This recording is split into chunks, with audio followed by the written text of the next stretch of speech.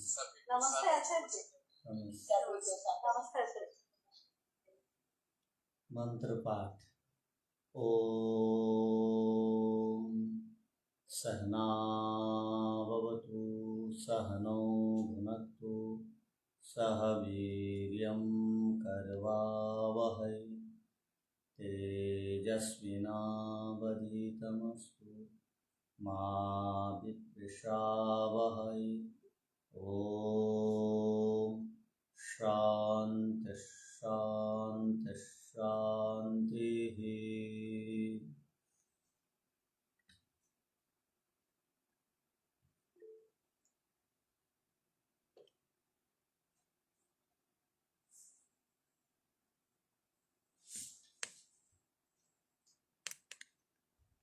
पंचम अध्याय में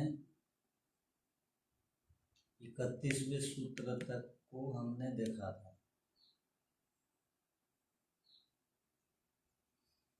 विषय व्याप्ति का चल रहा है। 32वें सूत्र की सामान्य भूमिका हुई थी।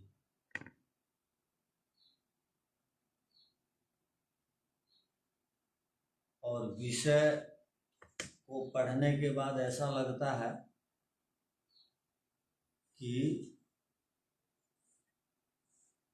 ये जो हम पढ़ रहे हैं ये अध्यात्म में आवश्यक है क्या? व्याप्ति आदि की आवश्यकता होती है क्या अध्यात्म में, ध्यान में? और आत्म साक्षात्कार के लिए व्याप्ति की आवश्यकता है? अब मन में ये प्रश्न भी आता होगा। तो आध्यात्मिक उन्नति के लिए जिन विषयों की आवश्यकता होती है उन्हीं विषयों का कथन हमारे आचार्यों ने अपने दर्शनों में किए हैं, अर्थात उन्हीं विषयों को बताए हैं। और व्याप्ति की बात है। व्याप्ति के बिना हम कार्य कारण को, अनुमान को ठीक नहीं कर पाते, जिससे हम संबंध बनाने के अभाव में कोई भी कुछ भी बोला उसको स्वीकार कर लेते हैं। तो कोई भी कुछ बोलता है तो उसको कब स्वीकार नहीं करेंगे? जब हमको व्याप्ति के विषय में विशेष जानकारी रहेगी। तो हमारा प्रसंग वो व्याप्ति का चल रहा है।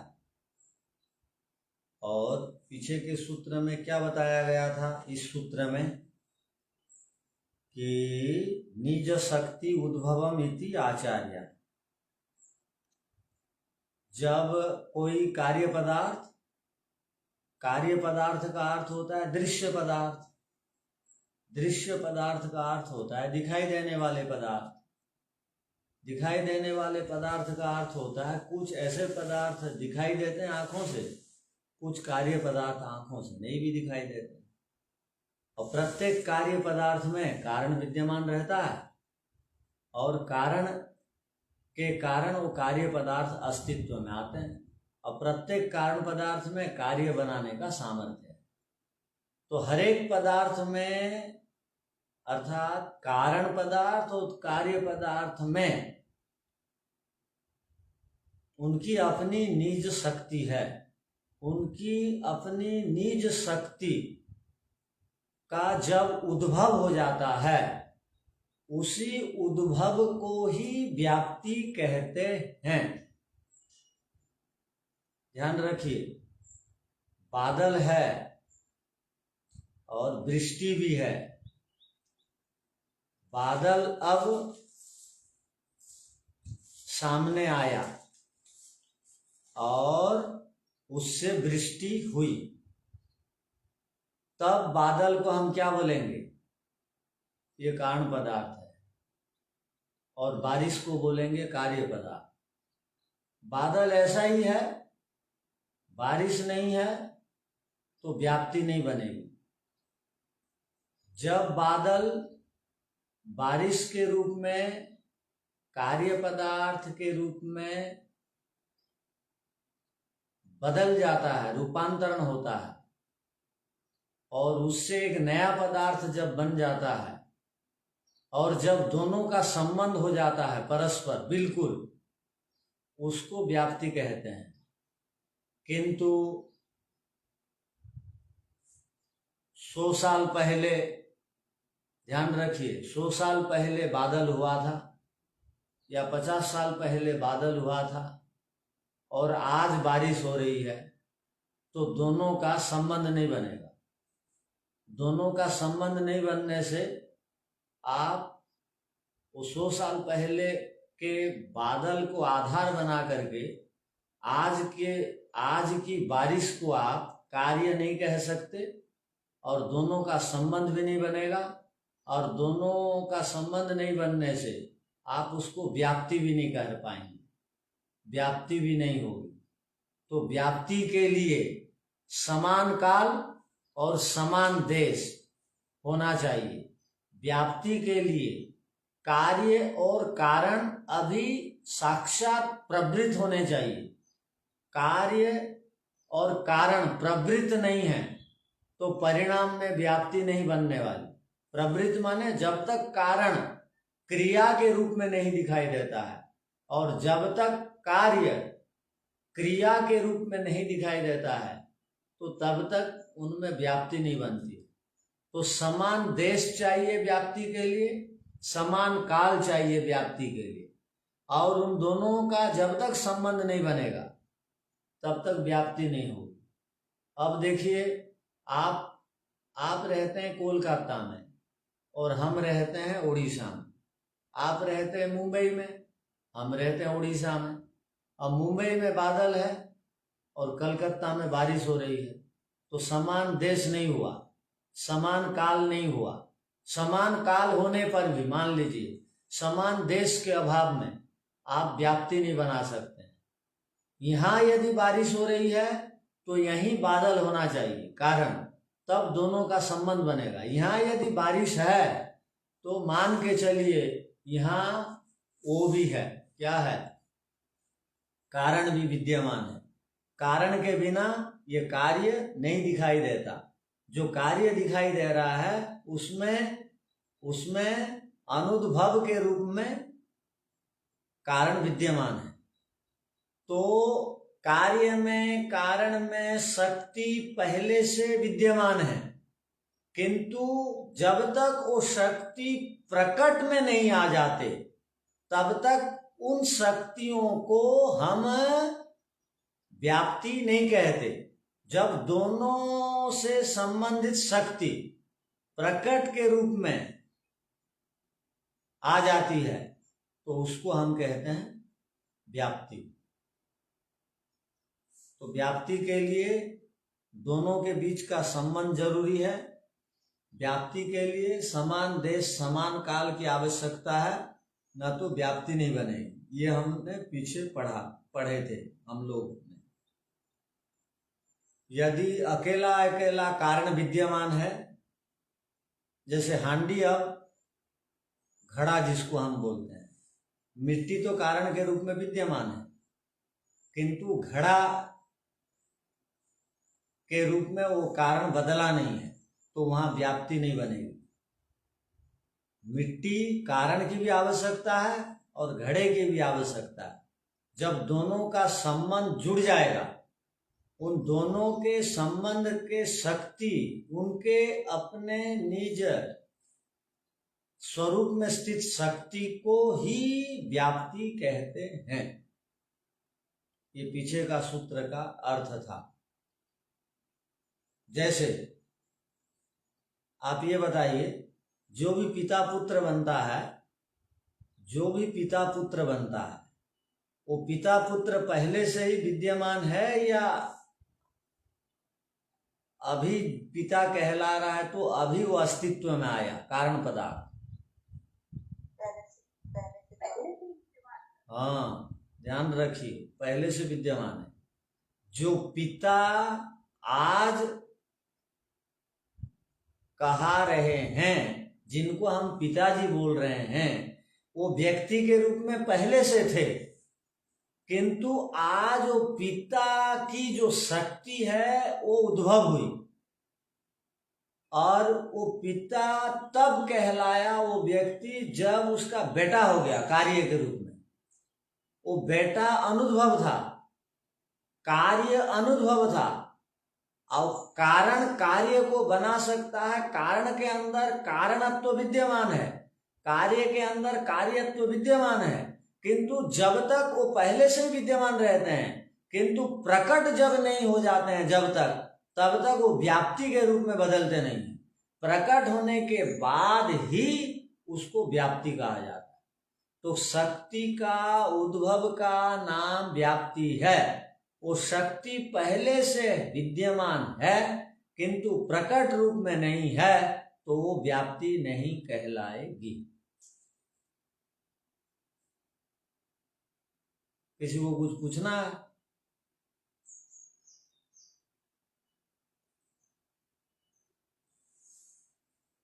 नहीं, तो आगे बढ़ते हैं। तो हमारे यहाँ जो भी हैं पढ़ रहे हैं वो सब समझ जा रहे हैं, इसलिए नहीं पूछ रहे हैं, या नहीं समझ रहे हैं बोल के पूछ नहीं रहे हैं? समझ रहे हैं आचार्य जी। अच्छा, दोनों ही इसलिए हैं गुरुजी। कुछ समझ रहे होंगे, कुछ नहीं समझ रहे होंगे। ये इसको ज्ञान के लिए कैसे घटित किया जाए उसके विषय में थोड़ा सा चिंतन बच रहा था।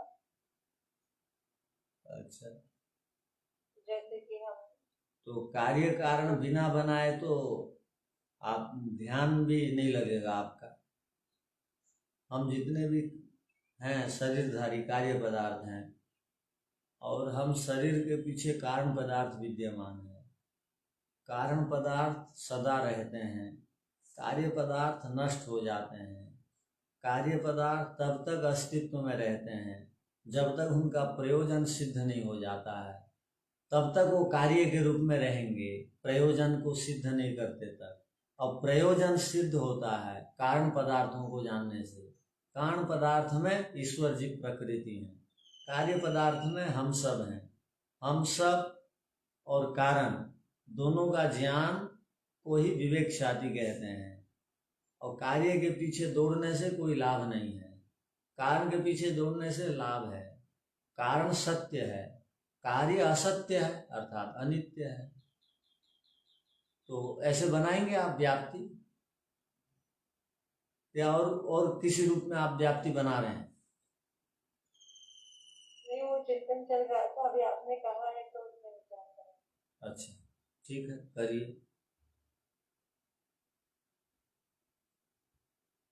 तो अब आगे 32वें सूत्र को देखिए।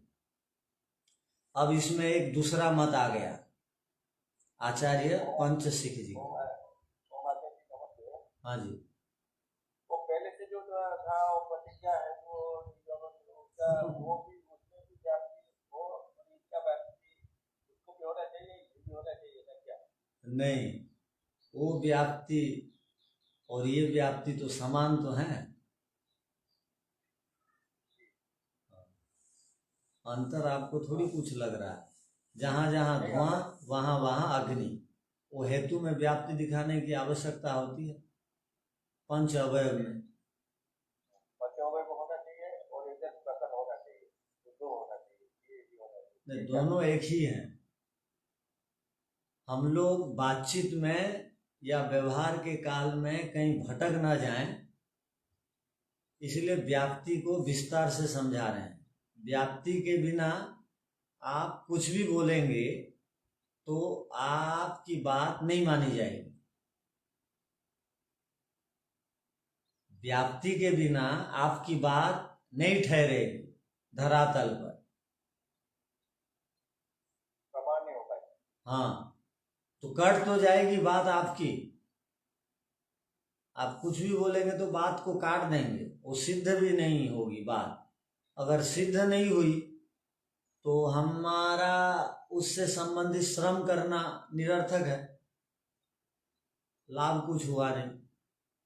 इसलिए व्याप्ति को भली भांति समझने के बाद ही एक आदमी पंच अवयव में व्याप्ति बनाएगा हेतु के बाद। चलिए आगे। अब इसमें एक दूसरा मत है, उदाहरण है आचार्य पंचशिख का।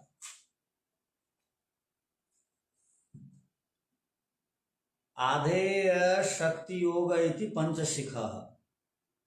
बहुत सारे लोग बोलते हैं, क्या बोलते हैं, जिनका नाम सूत्र में आ जाता है वो प्राचीन है और जो सूत्र बनाता है वो नया है। कई बार ये बात ठीक भी जंचती भी है। अब बात समझ रहे हैं, माने जिसके विषय में लिखा जाता है, जैसे महर्षि दयानंद जी ने सत्यार्थ प्रकाश में श्री कृष्ण जी का नाम लिखा, अंकित किया। तो अब ये बताइए, कृष्ण जी पुराने हैं कि सत्यार्थ प्रकाश के रचयिता पुराने हैं? कृष्ण पुराने। हाँ ठीक। श्री कृष्ण पुराने। तो अब पंचशिख जी का नाम यहाँ पर आया, तो कपिल जी पुराने कहलाएंगे या पंचशिख जी कहलाएंगे पुराने? ये तो उल्टा हो गया ना, तो शिष्य को प्रसन्न से लेकर वो चर्चा। हाँ, तो देखिए आप पहले से सुन रखे हैं, बल्कि अब संशय हो गया आपके अंदर। पहले बताया गया था पंचशिख जी कपिल जी के शिष्य हैं, और आज लोग प्रश्न करते हैं, वो प्रश्न का समाधान आपको किस प्रकार करना है। अब लोग बोलेंगे आपसे, आप पंचशिख जी को बोलते हैं महर्षि कपिल के शिष्य हैं, तो जो लिखता है, जिसके विषय में लिखता है वो पुराना होता है, वो शिष्य कैसे होंगे, और ये गुरु जी कैसे शिष्य के बारे में लिखेंगे? अब ये बात है, रामायण लिखी तो उनके सामने राम थे, तो बढ़िया। राम तो नए हुए। हाँ, तो आप वो दर्शन पढ़ रही हैं बोल के आपकी बुद्धि अब वो हो गई, समझने वाली हो गई बुद्धि। तो आप फटाफट बातों को पकड़ रही हो माता जी। तो ठीक है, जो समकालीन लोग भी रहते हैं, जो समकालीन लोग रहते हैं ना, और समकालीन लोगों में भी जो प्रतिष्ठित हो जाता है, वो प्रतिष्ठित समकालीन लोगों के विषय में भी शास्त्र लिखता है, तो उसकी अगर उससे संबंधित, शास्त्र से संबंधित कोई विशेष बातें प्रतिष्ठित व्यक्ति में देखने को मिलती हैं, तो उन बातों को वो जरूर ध्यान में रखता है और अपने शास्त्रों में उसको वो लिपिबद्ध करता है। तो वैसी ही घटना घटी है। महर्षि कपिल के समय सांख्य के विषय में प्रामाणिक विद्वान हो गए थे पंचशिख जी। हाँ, अवश्य उन्होंने महर्षि कपिल जी से पढ़ा। पढ़ने के बाद कई बार होता क्या है, सब गुरुजी लोग चाहते हैं मेरा शिष्य जो है मेरे से शक्कर बन जाए और मैं गुड़ के रूप में रहूं तो चलेगा। तो वो जो ठीक गुरुजी रहते हैं, उनके मन में ये ठीक विचार आता है कि मेरे शिष्य मेरे से भी अधिक काम करे। इसलिए हम लोग संस्कृत में एक वाक्य पढ़ते हैं, क्या? गुरुजी की इच्छा रहती है शिष्यात इच्छेत पराजयम, शिष्य से पराजित की इच्छा रखनी चाहिए गुरुजी को। माने गुरुजी शिष्य से हार जाए तब शिष्य की पढ़ाई ठीक हुई है माना जाएगा। यदि गुरुजी ही शिष्य को हरा रहे हैं, इसका अर्थ है शिष्य जो है प्रामाणिक विद्वान नहीं बन पाया। तो उस समय किंतु विपरीत परिस्थिति थी, पंचशिख जी प्रामाणिक विद्वान हो गए, तो गुरुजी ने उनकी बात को भी यहाँ पर लिखी है। क्या? वही बात यहाँ पर बता रहे हैं कि अब इनमें एक दूसरा मत है आचार्य पंचशिख का। क्या है वो? जो कि उनके शिष्य थे। आधे शक्ति योग इति पंचशिखा, आधे शक्ति योग इति पंचशिखा आधारभूते ही कार्य कारणे।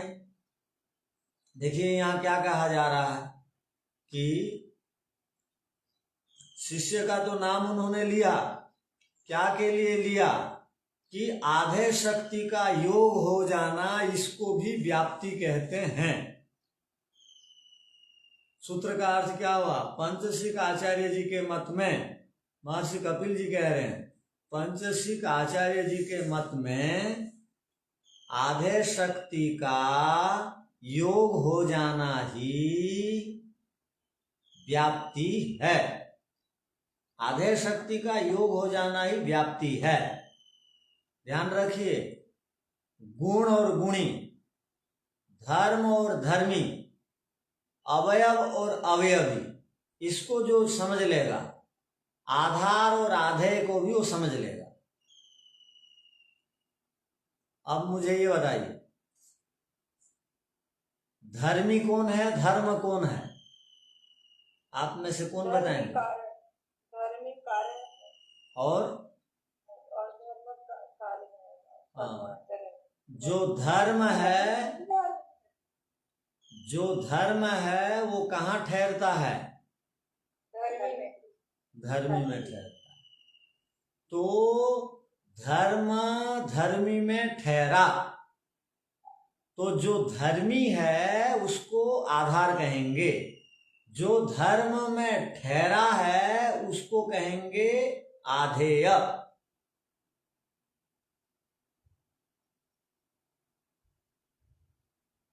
क्या? धर्मी में धर्म ठहरता है, गुणी में गुण ठहरता है, अवयवी में अवयव ठहरते हैं। तो जो जिसमें ठहरता है, जो जिसको ठहरने के लिए आधार देता है। जैसे आज हम एक मंत्र पर विचार कर रहे थे, वो मंत्र में लिखा आकाश जो है संपूर्ण ब्रह्मांड को जगह देता है ठहरने के लिए, आकाश। किंतु ईश्वर को आकाश कहा गया, तो ईश्वर संपूर्ण भूमंडल के सभी पदार्थों को ठहरने के लिए अवसर देते हैं, इसलिए ईश्वर को भी आकाश कहा जाता है। भौतिक आकाश जिस प्रकार भूमंडल के पदार्थों को ठहराता है भौतिक आकाश, वैसे ही ईश्वर रूपी आकाश भी भूमंडल में स्थित पदार्थों को ठहराते हैं। तो ईश्वर भूमंडल में सभी पदार्थों को रहने के लिए अवसर देते हैं, तो ईश्वर क्या हो जाएंगे? आधार। और जितने हम लोग क्या कहलाएंगे? आधे कहलाएं। ठीक है, तो यहाँ इसी को कह रहे हैं, क्या कह रहे हैं? जब आधार, कारण और कार्य पहले से ही हैं, तो कारण और कार्य जो है आधार बन गए हैं, उनमें जो आश्रित है वो आधेय है, उसको व्याप्ति कहते हैं। व्याप्ति कहां पर ठहरती है?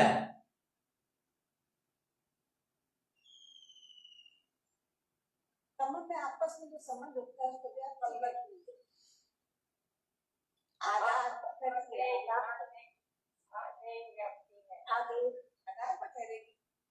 तो आप लोग इस प्रश्न का तो उत्तर दे दिए, अब क्यों रुक रहे हैं? आपसे हमने पूछा कि धर्मी में धर्म ठहरता है, मानते हैं?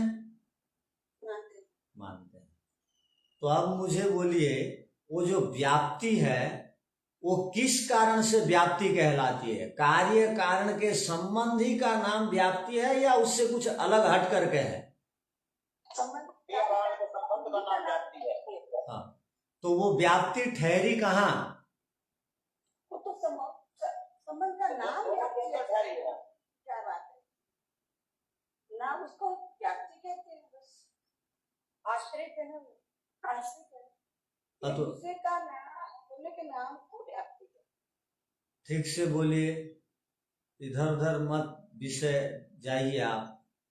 अब आप एक प्रश्न का उत्तर बढ़िया देते हैं, दूसरे में आप बोलते हैं अलग। अब आपने कहा कि धर्मी में धर्म ठहरता है, ठीक है। धर्मी क्या है? आधार नहीं, धर्मी क्या है? धर्मी कारण है, और कार्य क्या है? धुआं है। कारण क्या है? अग्नि है, अग्नि कारण है और धुआं कार्य है। कार्य है। और व्याप्ति क्या है? व्याप्ति एक सेपरेट धर्म है। और किसका धर्म है? कार्य और कारण का धर्म है। हाँ, कार्य और कारण को एक साथ जब तक हम नहीं मिला देंगे, दोनों के बीच संबंध नहीं बना देंगे, तब तक व्याप्ति नहीं निकल रही है। तो दोनों जब कारण बन जाते हैं, मिल करके धर्मी बन जाते हैं, दोनों धर्मी बनने के बाद उस धर्मी के अंदर ठहरने वाला कौन है? व्याप्ति है। अच्छा, ऐसा बोलेंगे उत्तर। धर्म, धर्म को यहाँ क्या कहा गया? आधेय कहा गया। आधे आधे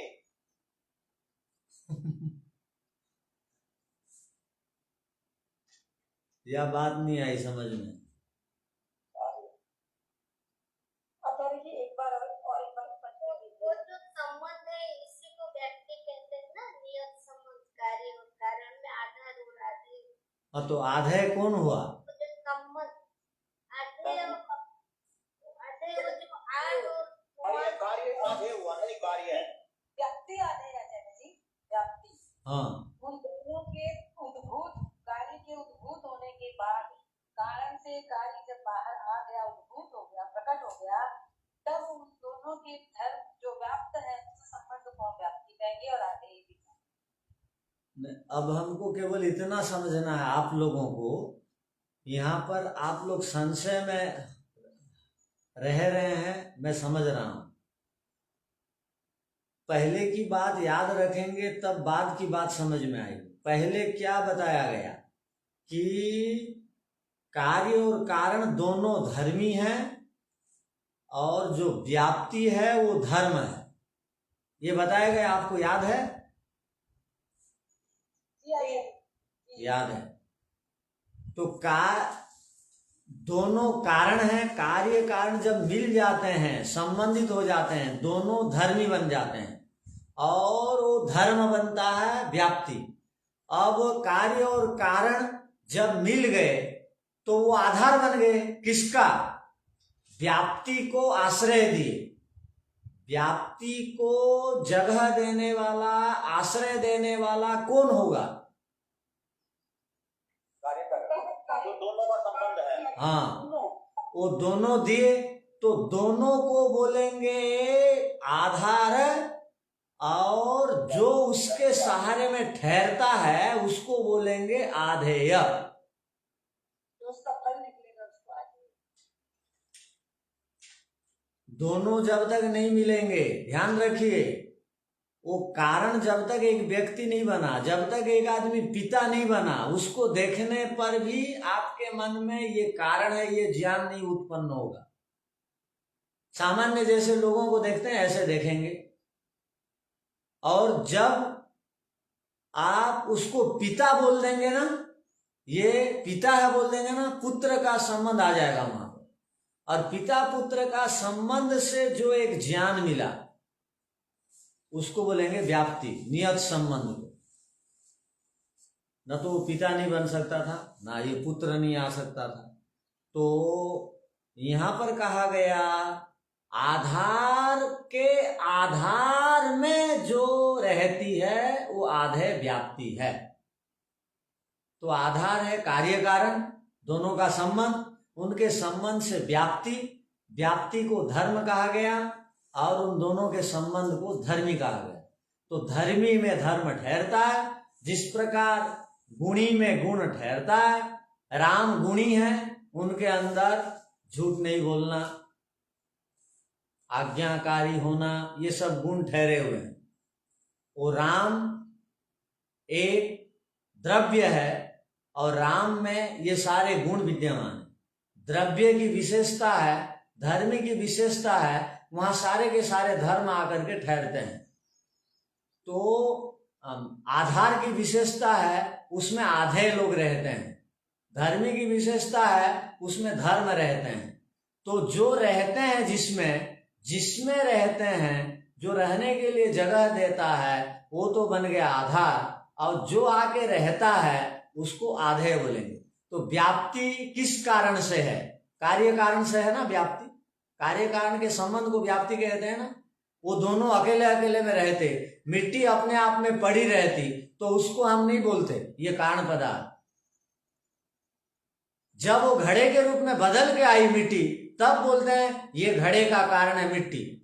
उससे पहले शक्ति विद्यमान थी उसके अंदर किंतु उद्भव नहीं थी।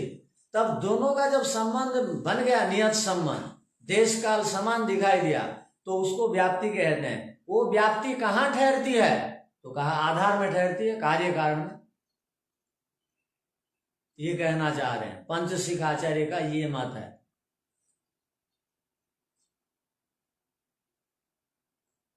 अब लिख लीजिए।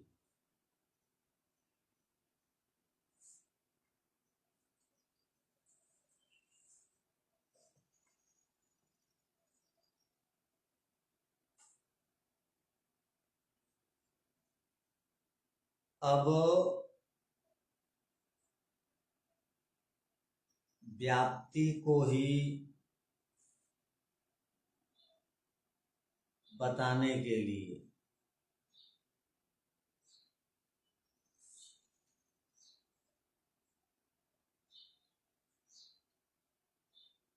अर्थात व्याप्ति की सिद्धि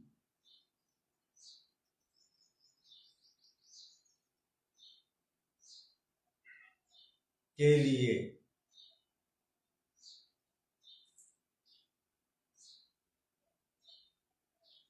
आचार्य पंचशिख जी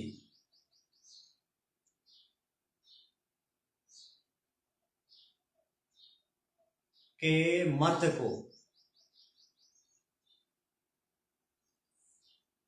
या विचार को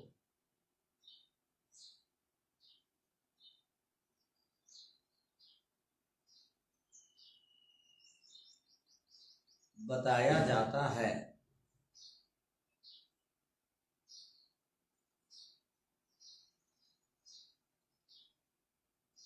आचार्य पंचशिख जी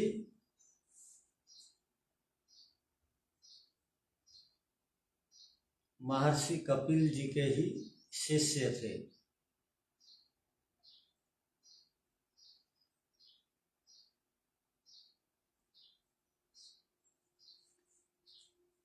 आचार्य पंचशिख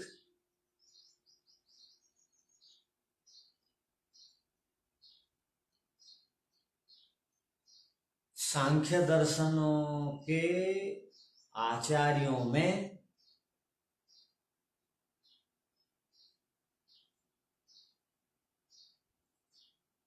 महर्षि कपिल के समय में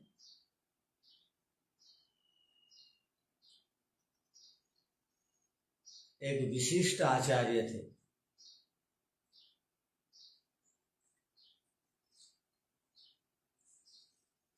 भले ही महर्षि कपिल ने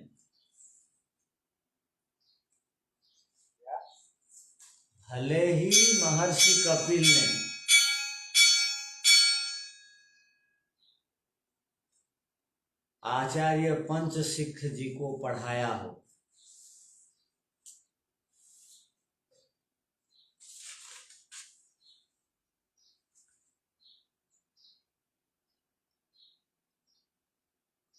तथापि सांख्य के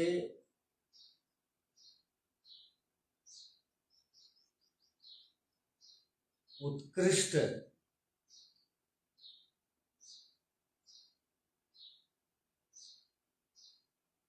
और उत्तम आचार्य होने से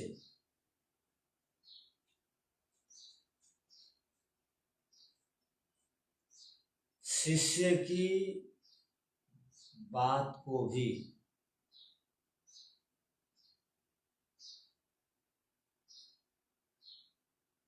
प्रमाण के रूप में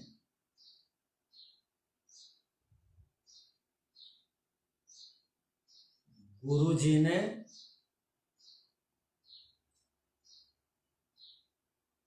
अपने शास्त्र में स्थान दिया है।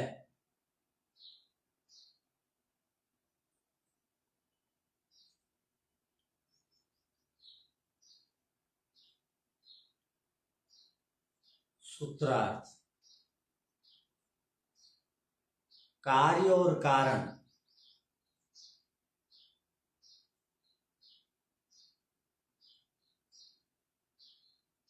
दोनों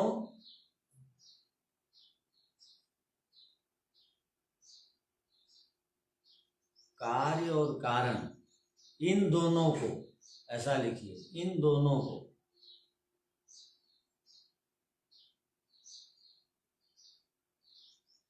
यहां इस प्रसंग में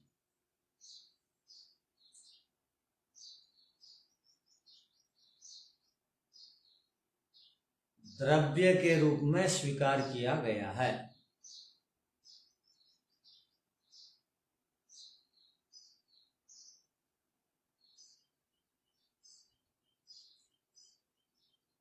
जो भी द्रव्य होता है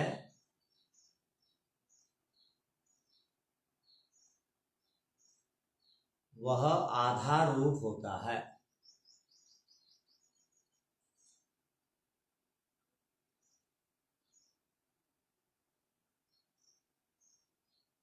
और द्रव्य के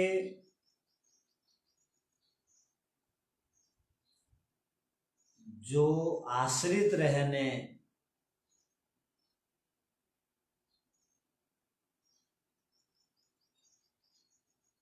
वाला होता है उसको आधेय कहते हैं।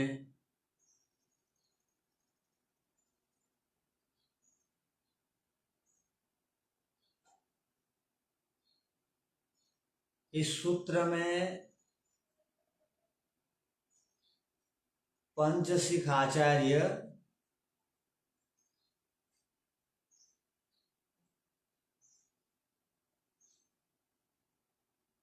व्याप्ति के बारे में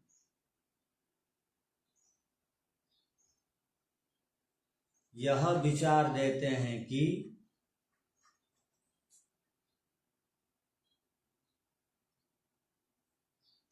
कार्य और कारण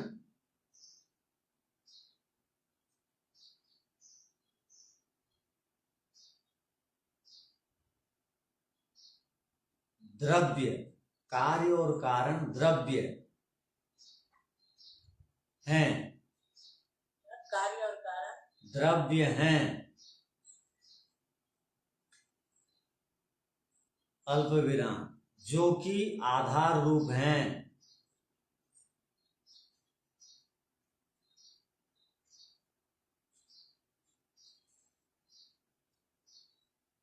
अल्प विराम, उनके आश्रित रहने वाला,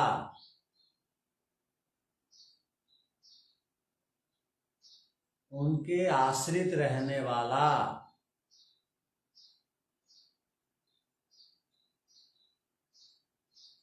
आधेय संबंध को व्याप्ति कहते हैं। क्या समझ को? आधेय संबंध को व्याप्ति कहते हैं।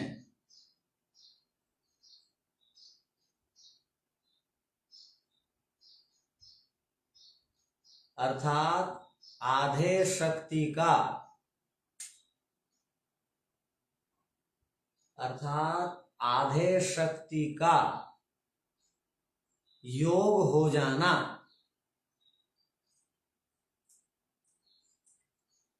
यह व्याप्ति है।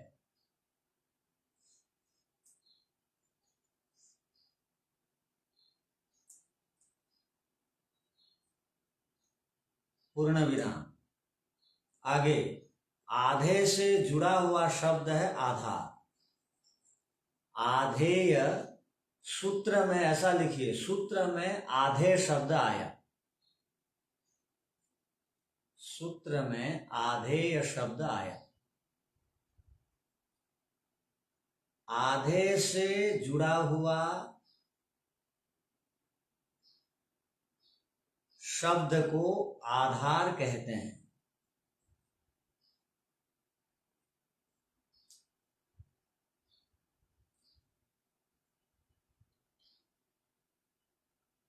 आधार जो है वह आश्रय बनता है। आधार जो है वह आश्रय बनता है, और जो आधेय है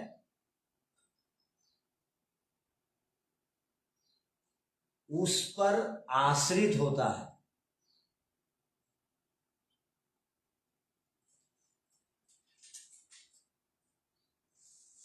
जैसे धर्मी या गुणी में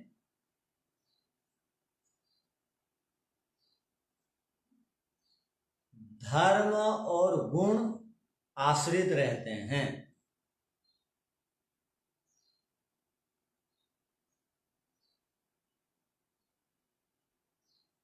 वैसे ही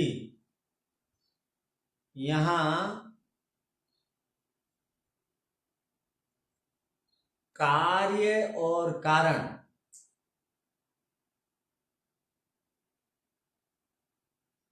ये दोनों आधार बनते हैं।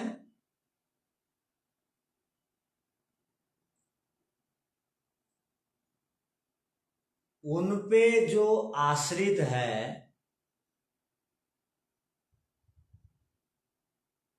उन पे जो आश्रित है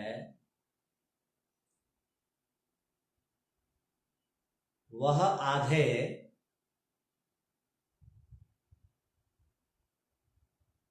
व्याप्ति है।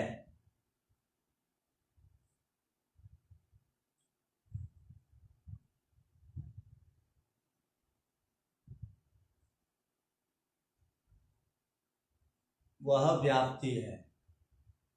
इसीलिए सूत्र में कहा गया कि आधे शक्ति का योग हो जाना व्याप्ति है। आधे शक्ति का योग हो जाना व्याप्ति है।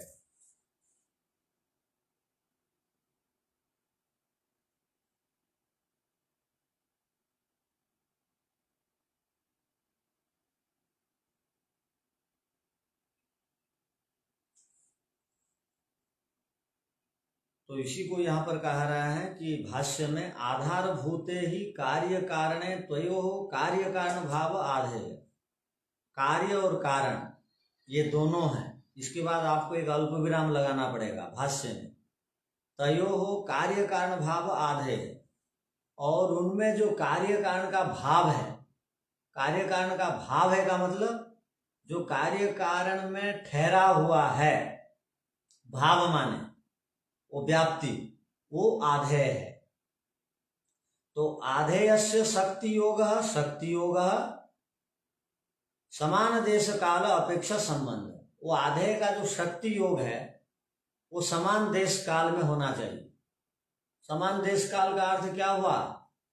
जैसे 10 साल पहले बादल हुआ था, आज बारिश हो गई, ये समान देश काल नहीं होगा। समान देश काल का अर्थ क्या होगा?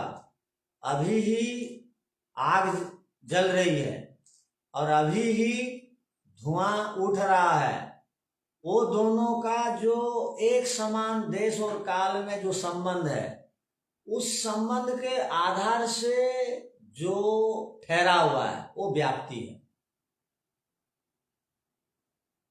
तो समान देश काल में संबंध व्याप्ति अस्ति इति पंचशिखो मन्यते। पंचशिख आचार्य का ये कहना है। तो यहाँ पर परिभाषा में कोई अंतर नहीं है, भाषा शैली शब्दावली बदल गई ना। तो पीछे में जिस विषय पर कहा गया था उसी विषय को यहाँ पर पंचशिख जी ने बताया। ठीक है, इसको समझ के आइए।